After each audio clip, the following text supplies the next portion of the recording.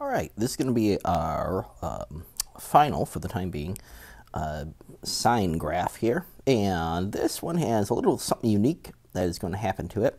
And I'm going to show you what that is in a moment. So, and let's just dive right in.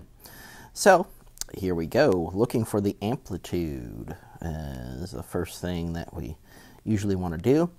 We take this number out in front, we take the absolute value of it, and it is going to be 5. I don't know why I made my 5 so weird, but I did. So that means that the graph is going to be bouncing back and forth in between those 2 points right there, okay, the sine wave. And what we want to do next is take a look, and this is the new part, is the period. And the period is going to be 2 pi divided by b, which is this number right here.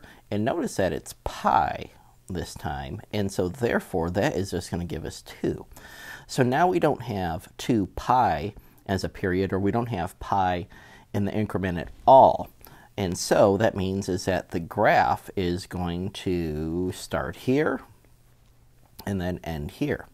So what we want to do is kind of split this thing up then as we're starting to make a ghost of this function. So right in between the 1 and the 2, or the 0 and the 2, is going to be 1. And we know that those are going to be our x-intercepts. And we go up first and down, down, and then down again, and then up. So what we're going to look for is the value that is going to be the in between the x-intercepts, which is going to be 0.5 or 1/2. And notice it has to go all the way up by the 5 up here because taking the amplitude into consideration, and then down here. And so far that this is going to be our graph that just has the amplitude and the period applied to it. So what we want to do is we want to find out what the phase shift is, okay? So the phase shift is going to be, again, we look at this, and it is positive. So I know that I'm going to be going left that amount, and I divide this value by this value, okay, which is just going to give me, looks like 1/2. So the phase shift is 1/2 to the left. Yeah. All right. And so to do that, that means is that each one of these going to the left, I'm going to bounce over here and bounce over here and over here, etc., etc. So, and right here.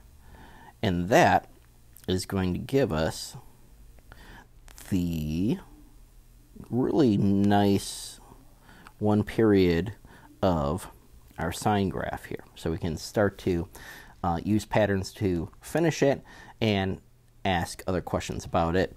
Something that I didn't mention is that there's no vertical shift because there's not anything that's being added outside the parentheses there. So the vertical shift is none.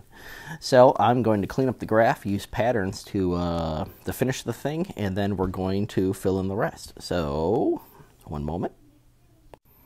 Okay, so that's what this guy is going to look like before we start to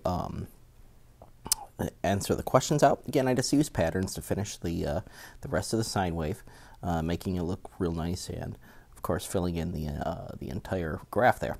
So first thing we want to tackle is x-intercepts. And so for the x-intercepts, remember is that we want to start with the very first positive, okay, which is going to be 0.5, and add the distance that is going to be from x-intercept to x-intercept. So therefore, it looks like the distance in between these, the horizontal distance is going to be 1, really, for every x-intercept, therefore after. So we're just going to get 1n, okay? And you really don't need to write the 1 there. That looks like the natural log. It's not. 1n, where n is an integer, okay? Oops, integer.